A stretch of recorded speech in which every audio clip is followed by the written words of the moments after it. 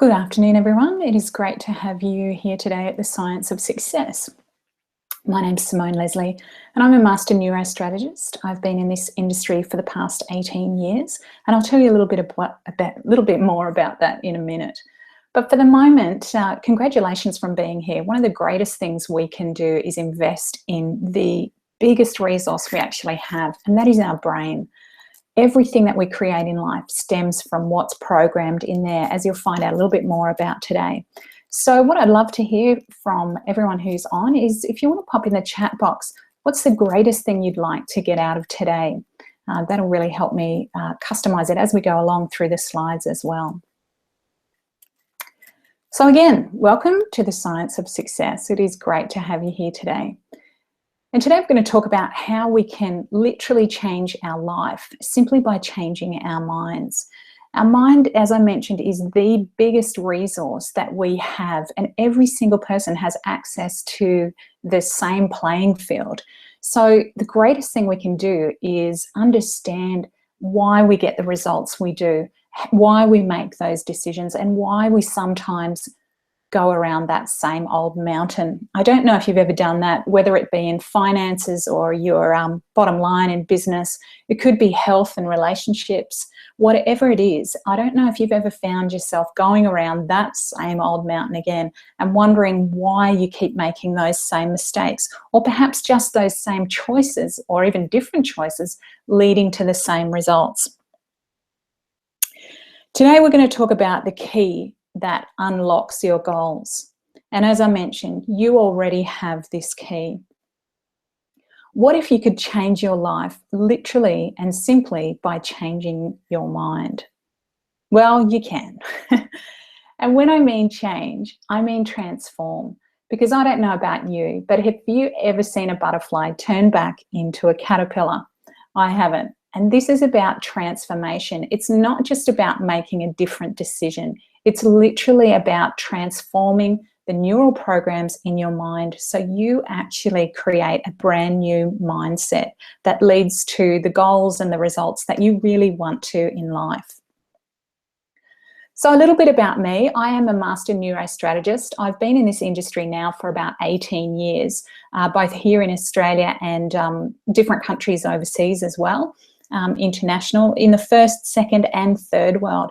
And so I've had the privilege of working with thousands of people during that time, from Fortune 500 companies to medium and small size businesses, elite athletes, an Olympic coach, all sorts of individuals and everyday individuals as well, mums and dads throughout that time. And interestingly enough, I've seen the different mindsets, and why we create those results in our life all stems back from what's written in our neural programs. And that's what I'd love to share with you today. Why we get the results we do. The three different levels of neural programming, how to transform our life and results by understanding these programs in our mind. And finally, as mentioned in some of the ads, the neuro success motivation strategy used by millionaire entrepreneurs.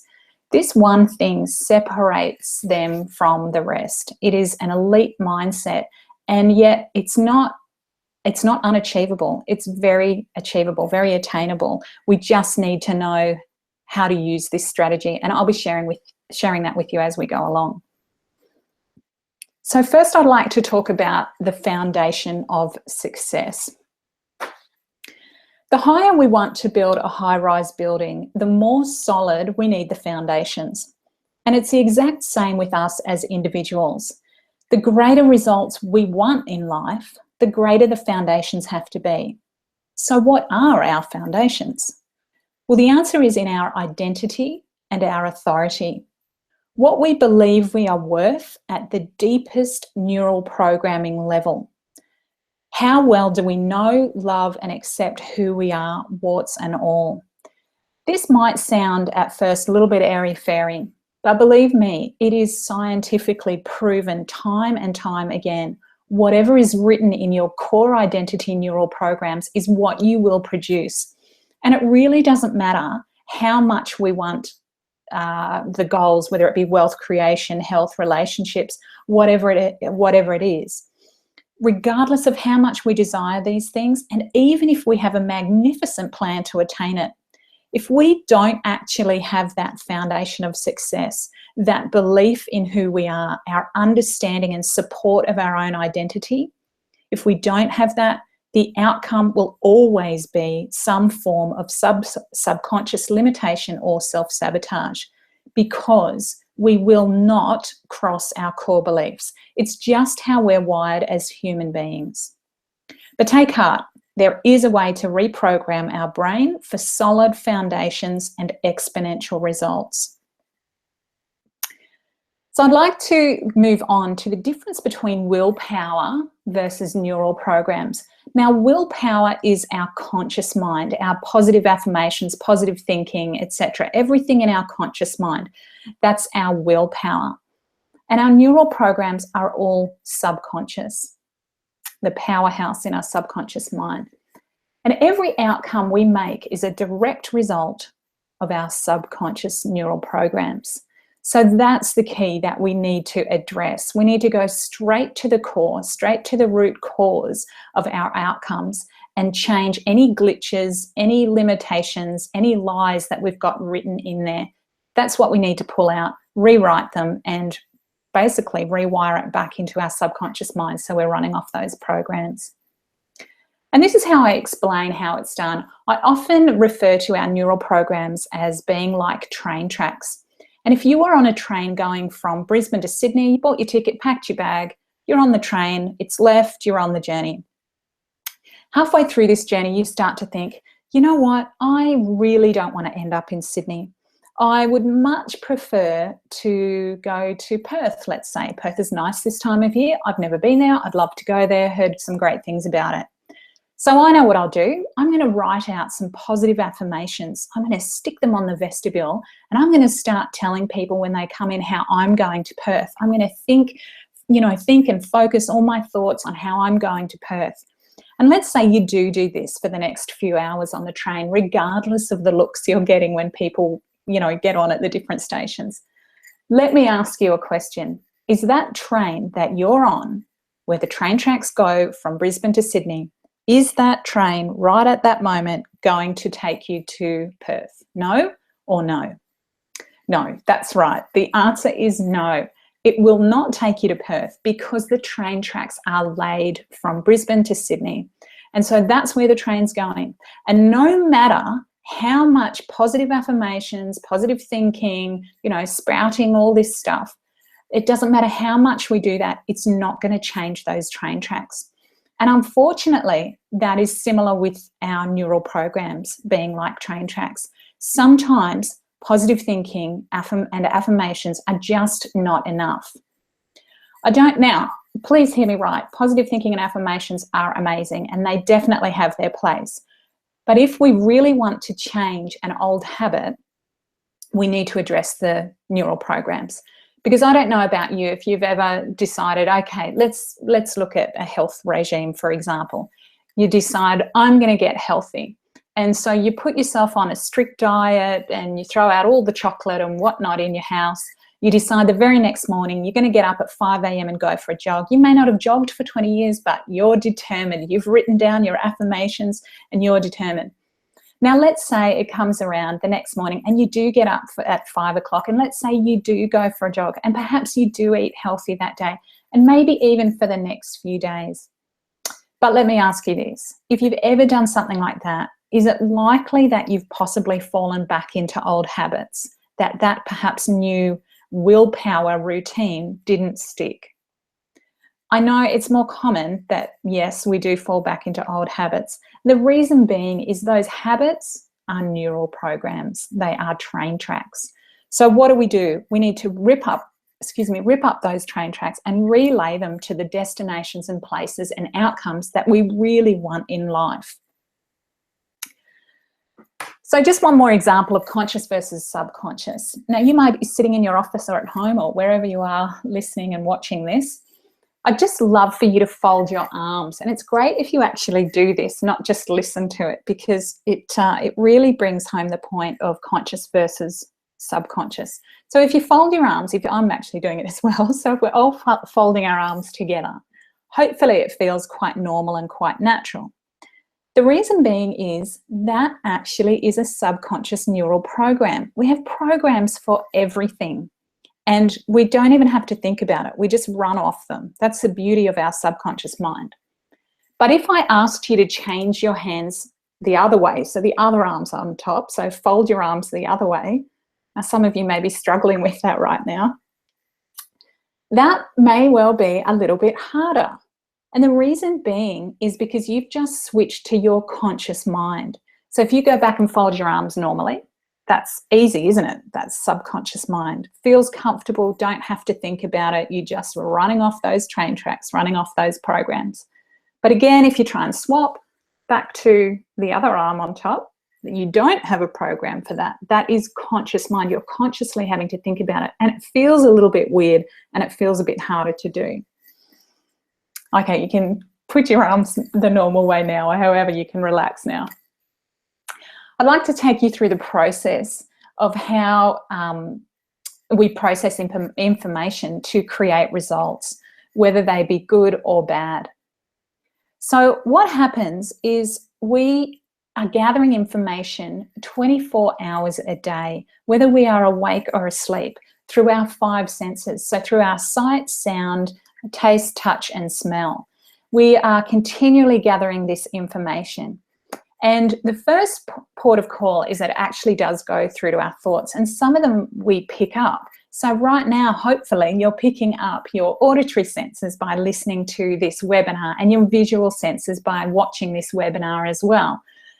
There may be some other senses that are actually working that are going straight through the gatekeeper there and into your subconscious mind until I actually tell you what they are, because then you'll be made consciously aware of them. And that being your kinesthetic, so your feel. So you may now be aware of how comfortable the seat is that you're sitting on, or uncomfortable, the breeze or lack of breeze in the room, the temperature, etc. So the point being is we're taking in information 100% of the time, whether we're aware of it or not, awake or asleep. Now, after it gets filtered in from our conscious mind, it drops down into our subconscious mind here. And that's where our neuroassociations, beliefs and values are, which are all neural programs, and the 3 different levels of them. Now, depending on what is actually written here, what you've already got programmed here, that will actually determine the decisions we make. The decisions we make will determine the actions we take. And the actions we take obviously determine the results we make in life. Now, I don't know if you've heard the saying, decisions shape our destiny. Well, as a neurostrategist, I often ask, yes, but what shapes our decisions? And the answer is everything that you've already got written and programmed here in your subconscious neural programs. So let's have a little bit of a look at that. The neural programs we run off will either empower or limit us. They dictate our results. There's no getting around it. Whatever is programmed in that part of our brain, in our subconscious neural programs, dictates the results we make in life, good or bad. So I'm going to go back up to the conscious mind now, and then we're going to dig into the deeper levels of programming. But just to give you an idea of how important all of this is and how it stacks on top of each other, I'm going to talk about your conscious mind now and our thoughts. Now, our thoughts are not just ethereal things out in cyberspace somewhere. They're actually real and physical parts in our brain. And they look like these guys here. This is a picture of a thought, actually. They're tree-like structures. And the more we think about it, this tree will attempt to grow. And I say attempt because if it's a positive thought, we have 4 chemicals in our brain. They are all to do positive, to create positive emotions in us. So if it is a positive thought, one of those chemicals will come around that thought and attach itself onto that thought, and it's kind of like a fertilizer. So it will allow that thought to flourish and grow like a really beautiful, thriving tree, which is all well and good. But scientists are now saying that we as human beings are wired for love because we do not have any chemicals in our brain that specifically create negative emotions. Now, I hear you going, hang on, well, how come we feel anger and sadness and all the other negative emotions? The reason being is if we choose to think of a negative thought or a negative experience, if we choose to dwell on that, our brain will start to create those tree-like structures. However, the chemicals in our brain recognize that this is not a positive thought. It is not a positive, healthy, creative, life-building thought. And so they secrete a combination of those chemicals, like an oversupply, and it becomes a toxic cocktail that then attaches to that thought, and it becomes like an acid, starting to kill off those little dendrites and everything that you can see in the structure there, like the little tree branches. And that thought then becomes like an unhealthy tree, patchy and dark and deleted in parts, or at least calloused, let's say. And your brain is trying to kill off that negative thought because it does not want you to go into those negative emotions and negative states. However, if we persist on bringing up that thought again, which some of us do, like a dog with a bone, we bring up that negative memory or the negative experience and we dwell on it, it will grow, but it will grow all gnarled and like malnourished and patchy, etc. And for this very reason, scientists are now linking up Alzheimer's with negative thinking. Now, when I first heard that, that was a real alarm for me, a real level of concern. But I want you to breathe, because there are ways around this. And not only is our brain what's called neuroplastic, or we have neuroplasticity in our brain, which means that we can actually not only reverse the damage, we can heal it and create new positive thoughts and structures as well. So stay with me, there is hope. Now I'm going to drop down into our subconscious mind, and we're going to go into the first level of programming, which is our neuroassociations. And a neuroassociation is simply a thought connected to an emotion and or meaning. So I'll explain that. If I had a pen and I had no clue what that was, and I asked you, what is this object? You tell me it's a pen. It's a tool you use to write with. So what I would do in my mind is I would then connect the object, which is the pen, with the meaning you gave me, which is the tool used to write with. Now I've connected those two up in my brain and I store it in my neural programs. The reason why we have neural programs is so we make meaning of life around us, so we understand what is going on in this amazing world. So every time I see an object, which is the pen, from that point on, I will recognize it, I will make meaning of it, and I will understand it. Now, neuroassociations being our first level of programming are relatively simple when we're talking about nouns or things. We actually have about 1 trillion neuroassociations in our brain right now. And when you look around the room, you can probably count even up to 100 or more of them. But there'd be things like your desk, your laptop, you know, the floor, the ceiling, walls, cupboards, phone, water bottle, whatever it is. You can probably see lots of neuroassociations you already have. And that's well and good. As I say, when we're talking about nouns, they're pretty simple connections there. But when we start to make neuroassociations of events, that's when it can get a little bit tricky. And remember, this is only first level. So, for an example, I often use this. Let's say I've decided to surprise my husband with a lovely romantic dinner one night. And I think, I know, I'll get the candles out, etc. He's usually home 7 o'clock on the dot. So I've timed it all to perfection so that it's all ready and beautifully, the house is all lovely and the table's beautifully set, and we're ready to go for a really lovely meal and hopefully a romantic evening. And so 7 o'clock comes around, I'm really excited for him to walk through the door, and of course he doesn't show. And so my first thought is, oh, that's all right, he'll be here any minute. Well, a few minutes go by and he's still not home. 10 minutes go by, no phone call either. Now I'm starting to think, that's really weird. You know, normally if he's going to be late, he will call me. So at 7:15, he's still not home and no phone call. I'm starting to get a little bit annoyed. I think, you know what? If you really cared about me, you would have called. I mean, fair income, you're just about to ruin the surprise. You know, the dinner's drying out, the candles are burning down. And I'm starting to get a little bit ticked. Well, 7:30 comes around and the poor guy's still not home, and I'm cranky now because he hasn't called and he's not home. And I haven't heard anything on the news or anything, so we're safe in that department. But I am really ticked now because he hasn't called me, and the meaning that I am making of this experience in my life, like the pen, is him coming home late means he doesn't care and he doesn't love me. Like, he didn't call, so he obviously doesn't care. And that's the connection that I make of this situation. Now, I don't consciously think, oh, how am I going to make a meaning of this? What meaning am I going to attach to it? This is like a meta program that we have as human beings. This is a hardwired program that how we function as human beings, how we make meaning of life. This is just all going on in our subconscious mind all of the time. And we make meaning of all sorts of different things. So let's say he finally turns up. It's like, 7:45 or something, he turns up. Now, I have been, stewing on this for 45 minutes thinking he doesn't love me, he doesn't care, he's ruined the surprise. So it's quite unlikely for me in this state to greet him in my happiest, loveliest, wifey voice. Instead, he might walk in the door and I might say something like, well, haven't you got a phone?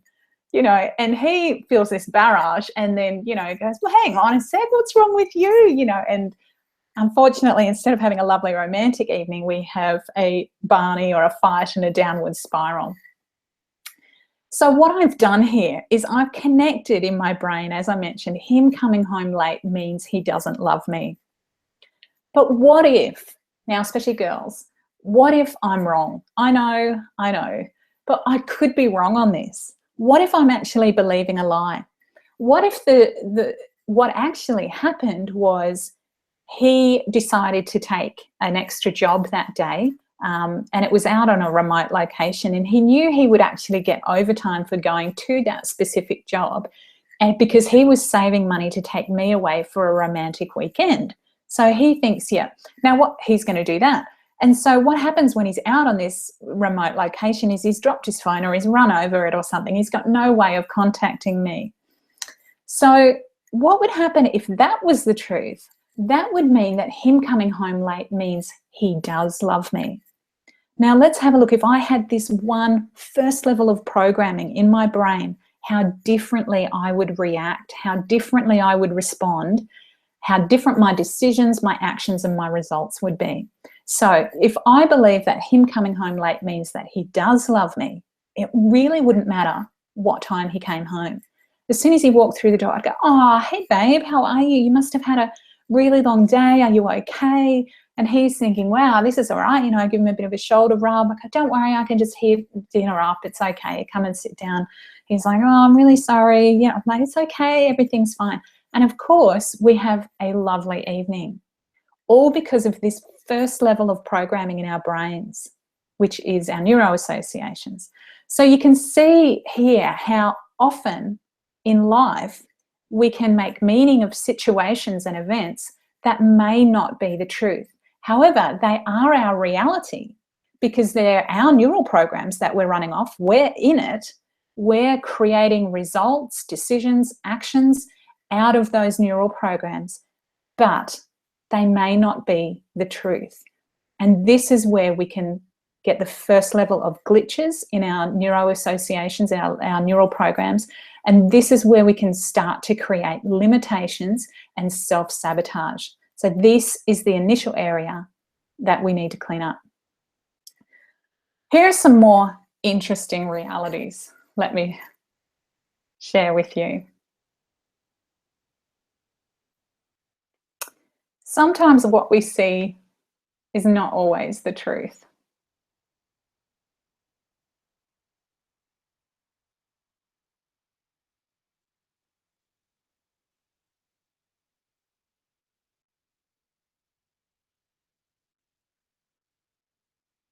So as I mentioned, our reality, although we're running off these neural programs, is not necessarily the truth. I want to take you now into the next level of programming, which is our beliefs. And the Oxford Dictionary describes a belief as an acceptance that something exists or is true, especially one without proof. A firmly held opinion, one we're prepared to fight for and in some cases die for, as we see in the armed forces, that they are so patriotic, they are prepared to fight for freedom for their country and in some cases die for it. For me, beliefs either open or shut the doors that lead to our success or failure. That is my definition of beliefs. Let me explain how beliefs work in this second tier down in our neural programs. A belief is like the tabletop, just this part here, just that solid bit there. But the evidence that supports that belief are like the legs that are holding that tabletop up. So for me, when I was growing up, I had a rather interesting upbringing, and for various reasons, I did not believe that my parents loved me. And this led to all sorts of challenges in my life, from having anxiety, depression, and even going into suicidal tendencies because of this belief that I had that my parents didn't love me, which led to, I spoke about railway tracks before, but also the railway tracks can lead to what I call thought train stations. So the first train station being, my parents don't love me, led to the second train station being, well, if my parents don't love me, I'm clearly not worthy of love. I mean, they're my parents. And then third train station was, well, if I'm not worthy of love, then, I shouldn't be here. And that's when I spiraled into suicidal tendencies. But the reason why this belief was so solid was because I had, in my mind, a bunch of evidence that held up that belief and made it really, really strong. And this is what we do. So how we make a belief depends on what's called our conscious convincer. So it depends how many times you take to be convinced of something. So for example, if you're a one-time convincer, if you just see information and go, oh, yep, okay, you see it, you read it, must be true, then all it would take for, let's say in this example of him coming home late means he doesn't love me, all that would take would be him coming home late one time. And that neuroassociation, which is that top level of programming, would drop down into a belief if you were only what's called a one-time convincer. If you were a 10-time convincer, that pattern would have to happen 10 times before it drops down into a belief, etc. And you could be any number of convincers. And there's all different areas of that as well that we can sit. And convincer sort can be circumstantial as well. In some things you might take 10 times to be convinced. In other areas, you might take 5 or whatever. But this is just a high level to show you how beliefs actually form from neuroassociations and they drop down into that then next level of belief. So for me, that belief was pretty strong. But going back to this, let's say he doesn't love me is the first train station, like I mentioned, because it's dropped down into the beliefs. Then the next train station from that might be, well, he will leave me because he doesn't love me. And then the next train station from that would be, well, I better protect my heart because he will leave me because he doesn't love me. And therefore, we start to go into that mode, let's say in this example, and we do start to protect our heart. And unfortunately, it then becomes the self-fulfilling prophecy. And that actually is the science behind it, how that self-fulfilling prophecy actually works through the structure of beliefs and those train stations that we move to from one belief to another. The if this is true, then this will happen. And that is, as I mentioned, the belief structure. So we unconsciously gather evidence that support our beliefs, and we unconsciously delete or distort evidence that contradict them. Have you ever said something that another person has taken the complete wrong way? I know I have, and probably most of us have. That's because of this, because of how we filter things to fit with our beliefs. And I'm going to show you how that works now. We have filters, barriers, and walls that are caused by our beliefs in order to bring the information we receive into alignment with them so it makes sense to us. So let's take me, for example. I use this relationship example quite often because it is a real life example for me. So I grew up thinking I am completely not worthy of love. I'm unlovable. You know, I'm just not worthy of it. No one loves me. I shouldn't be here. However, I totally wanted with all my heart to just be happily in love. That, like, my dream was to have a fantastic, happy marriage, children, family, the whole thing. But I continued to sabotage because I didn't believe I was worthy of it. Now, let's just have a look at finances, for example. When I went back in the beginning of this webinar and I spoke about the foundations of success, this is what I'm talking about again here. What we believe about our identity, our core neural programs around who we are, what we're worth, our authority, our value, all that sort of stuff will ultimately determine what we produce in life. So let's talk about, as I say, wealth.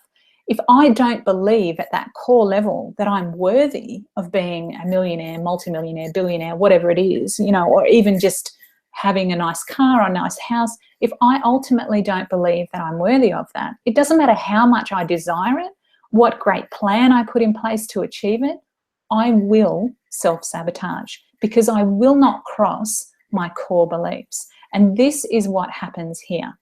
So for me, I'm just going to take the relationship example. For me, I think I was 20 and my boyfriend at the time asked me to marry him. Now, this was the information coming in. Would you marry me? Now, it just did not fit with my belief structure at all. I'm thinking, why would he ask me to marry him? I mean, that's just crazy, you know, because I'm not worthy of love. So I had to distort the information coming in order to make it fit with my beliefs. And again, this is all done subconsciously. It's not a choice, you know, a conscious choice that we do as we go along. So in order for me to make sense of that information of I love you, I want you to marry me, I changed the meaning, or the only way I could understand it was through the belief that, you know what, he's a great guy. He is like a knight in shining armor trying to rescue this damsel in distress who is just, you know, a fruity and, you know, not really worth much, but he feels sorry for me. And so he's trying to rescue me. So that's how I made it fit. And I thought also, and I believed also that, you know what, one day, and I said yes, and thankfully we're still married today, 20 years later. But within that first year, I nearly completely tore our marriage apart because I totally believed that any day this amazing woman would come across his path, the woman of his dreams, and he would go, oh my gosh, what have I done? You know, I've married the wrong person, this fruity, and he would leave me and go off with the woman of his dreams. And that's what I believed. And in the example before, so I started to protect my heart. I started to put up walls. And what happens then is the other person doesn't feel loved. And so it can be a mess at times. So this is what we do. We take that information, we filter it through our neural programs, and then either distort or delete the information in order to make it fit with our model of the world, with our belief structures. So I'm going to drop down now one more level deeper in our subconscious neural programs and go into values. Now, values are really key. When we start to address the glitches in this level, this is where we get amazing results in our life. So we have what's called toward values and away from values. And values are just the things that we want to experience in life. So let's say in this example, we've got our towards values of freedom, adventure, and health. So that's what we want to experience. This person does not want to experience rejection, depression, or emotional pain. So they're our toward and away values. The order or hierarchy of our values determines the decisions we make, the actions we take, and the results we make. So we saw this slide before. The information comes in. Now we're up to values in our subconscious neural programs here. Depending on, I mean, we could have hundreds of values here, things that we want to experience. The point is that they're all ordered. They have a number hierarchy. So we filter through the information that comes in. And depending on how these are ordered and the way that they're written, will determine the decisions we make, the actions we take, and then, of course, the results we make. So let me show you an example of that. Let's say we've got Bob and Jane here. Bob and Jane are a married couple. His towards values, top 3, we're just going to look at, are freedom, adventure, and health. Jane's top 3 towards values are security, love, and peace. Now, Bob goes into work one day and his boss comes and says, Bob, the whole board really love what you've done with that project that you rolled out nationally. It was a brilliant success. You just did a fantastic job. And as you know, we're going to roll that out globally. And we've decided that we'd really love you to be the person who heads that up. What that's going to entail is over the next 12 months, we will need to send you to obviously various countries around the world to roll out this project. And you can take your wife, your family, everyone. We're going to pay for the whole thing, all expenses paid, accommodation, education, food, everything's going to be paid for. We're going to double your salary because it obviously is a bigger job.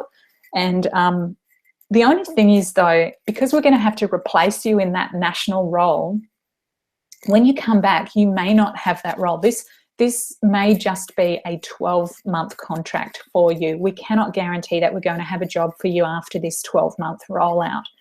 So how about you go home, talk to Jane, see what she thinks, and let us know. Well, Bob goes, yep, I'm going to take it. That is fantastic. Thank you so much. I'm so pumped. I'm so excited. I will take the job. When do I start? Like, when do we start the rollout? And the boss is like, really? You don't want to talk to Jane? No, she'll be so excited. This is fantastic. Yep. The boss goes, great. Okay, well, we'll have a meeting tomorrow. We'll get the board together and we'll, talk about the details. So he goes, excellent. Goes home and says to Jane, honey, guess what? I just got this promotion. It is fantastic. We are going to be traveling the world. The kids can get to see all new experiences and, countries, cultures, adventures, freedom. It's going to be fantastic. I'm just so pumped. Plus they're going to, everything's paid for, all expenses paid for, and they're going to double my salary. How fantastic is that? Now, Jane is turning white. She is thinking, what do you mean what do you mean you've taken the job? I mean, what happens? What about the kids' schooling and their friends and our friends and family, our parents and our house, our mortgage? What are we going to do with that? And she is completely freaking out. But, Bob's a bit bewildered about it. And that, they obviously have to have some serious discussions about that. The reason being is because of what is wired in his neural programs, in his values, and the order of it. So his top 3 are freedom, adventure, and health. So he is filtering this information through these values and through this hierarchy. So of course he's going to be pumped off his brain about this job. And any of you who may have similar value hierarchy here, you might be excited about taking that job as well. However, Jane's top 3 are quite different. Jane's top 3 are security, love, and peace. So she's filtering every information and all her decisions through this. Hence, she doesn't want Bob to take the job because she's quite happy in her security of her home and her family and her relationships, her friends, her workplace. That she wants the kids to be secure in their schooling and everything that they do, and her idea of love and peace, or love, is being around those people that you love, not being estranged from them on the other side of the country and having to live out of boxes and bags and whatnot. So you can see their decisions are completely different due to the order of their values. And as I said, you might be filtering through your values at the moment in that same scenario. But it gets deeper than that as well. As I mentioned, I've worked with thousands of people in the first, second, and third world countries.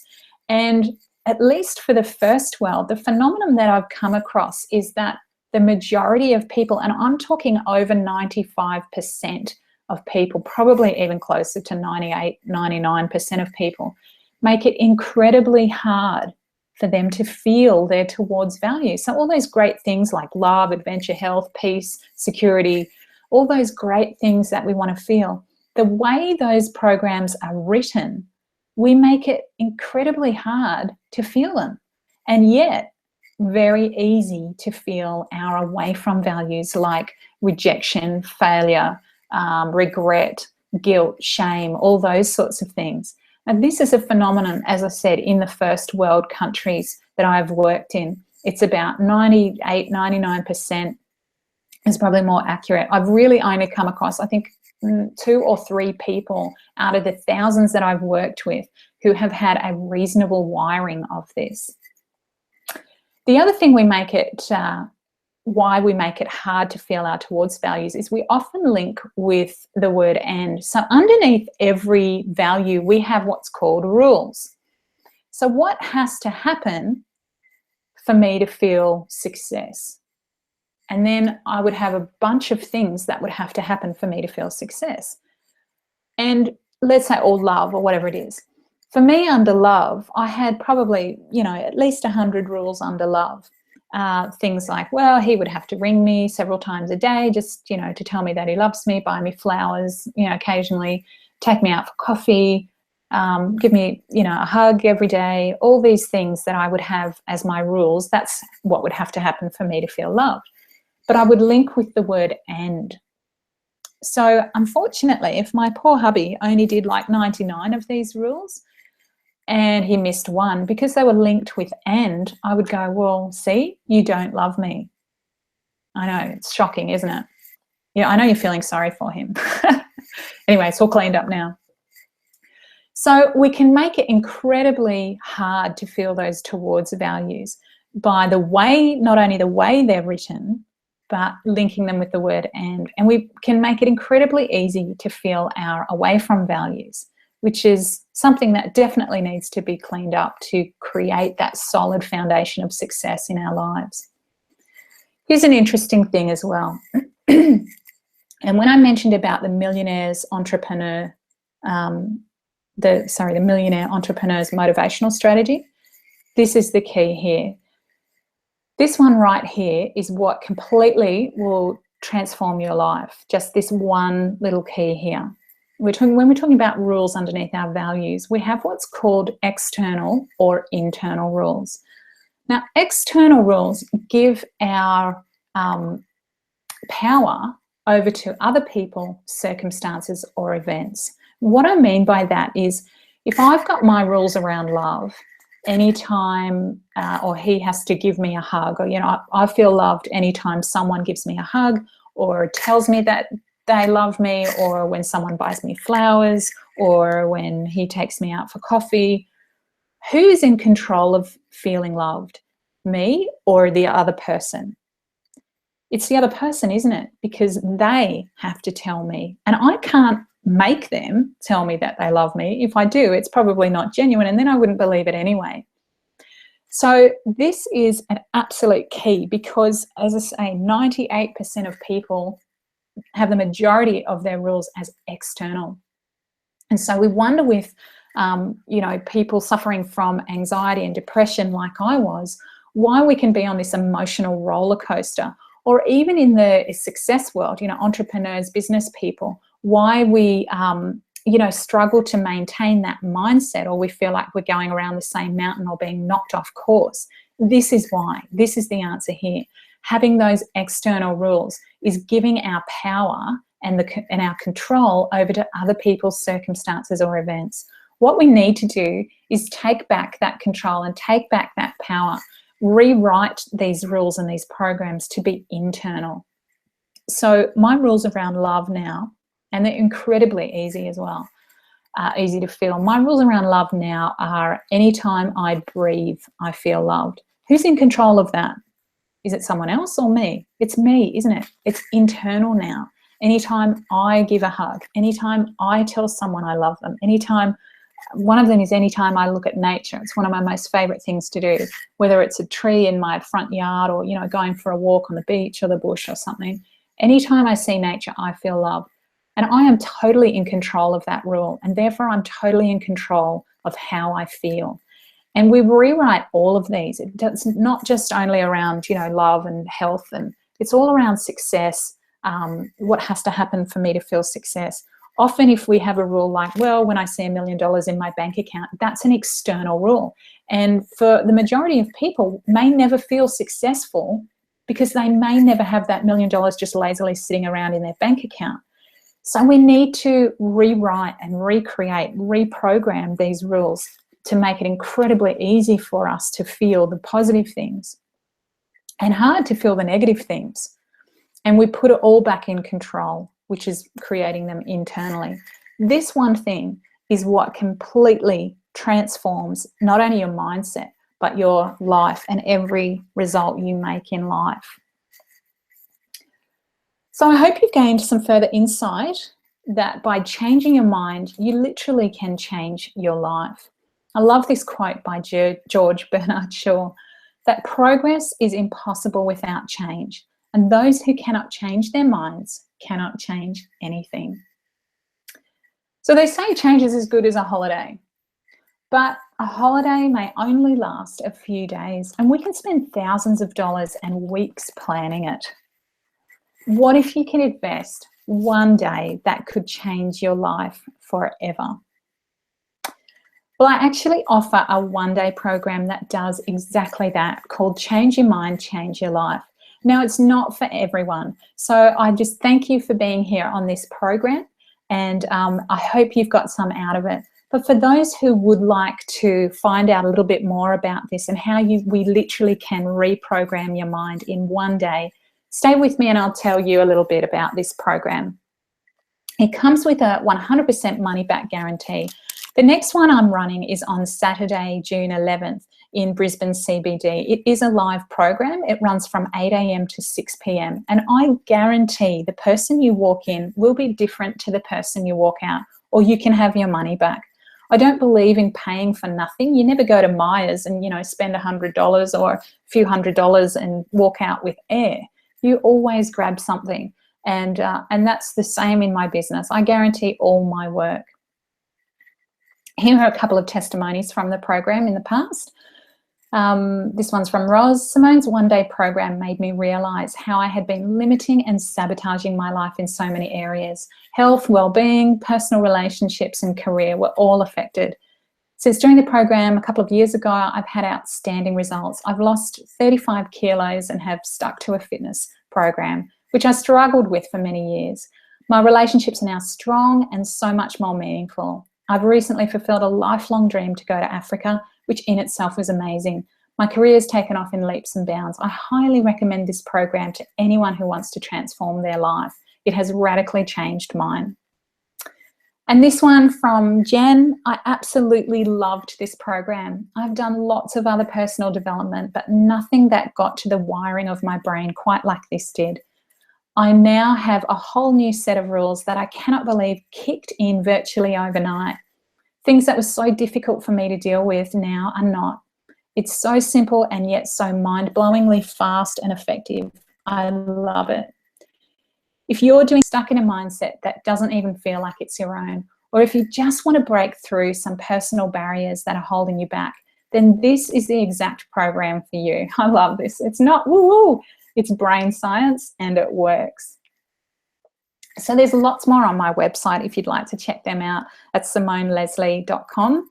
But generally, if you were going to do this program with me as a one-on-one, it would cost you $2,500. If you did it as a couple, which I often recommend because you grow and change so much. I love people to do it with their life partner. Obviously, that would be double and it would cost $5,000. Again, remembering I offer a 100% money back guarantee with all my work. The program price is not in the thousands though. The price for the one-day program is $645, which is a saving of $1,855 or more than that, I think anyway. Change Your Mind, Change Your Life. The webinar special is only $495, so you save another $200 there. So the total saving is over $2,000. If you click on the link that I'm about to pop up, you can head over to my website now and claim this, understanding that I only take a boutique number of people on this program because I do customize it to everyone who's on there. So there should be a link in your box now with a register here. If you want to take this up, there is only 15 places available for this next program coming up. Because it filled even before, well, not filled, but we definitely had people booked in before advertising it. So this is a first advertisement of this program. And if you really would love to get a hold of your mind and transform your mind to transform your life, this is what you need to do. As I said, 100% money back guarantee. It's a brilliant special, $495 to change your mind, to change your life. Cheaper than a holiday, and it's going to last longer. We also have 3-month payment plans for those who are interested. All you need to do today is put down a $95 deposit, and then there's 3 monthly payments of $167. So I will pop that up in just a moment if anyone is interested in that. I'll leave this one up only for another minute before I have to swap that offer. So please, if you're interested, as I say, I guarantee this program works. It works. It's just we need to actually take those steps to make it work. And the beauty of these programs is all the work is done on the day. It's not like a lot of programs that have brilliant information. You go and you take that information, you think, oh, I must apply that, you know, when I get back into my life on Monday. But of course, everything is so busy. We run out of time, you know, we never get to it. The beauty of this program is it's actually done on the day. The person you walk out will be different to the person you walk in. And as I say, or I'll give you your money back. So I hope you've enjoyed the program today. Feel free to chat to me or email me at simone@simoneleslie.com. Leslie has an IE. And hopefully I'll see you at the program and we can renew your mind to renew your life.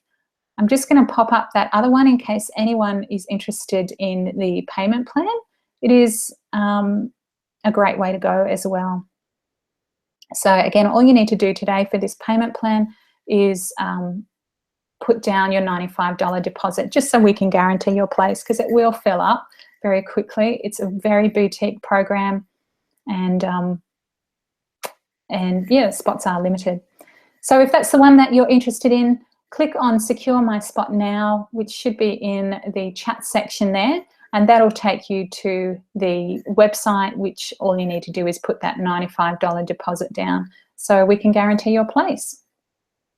Thank you so much. I'm so proud of you for investing in your greatest resource today, which is your mind, and hope you have a brilliant day. Look forward to talking with you soon. If you want to put any comments in the chat box, I'll be here for a little while as well, so I can answer those questions if you have any. Thank you very much and have a great day.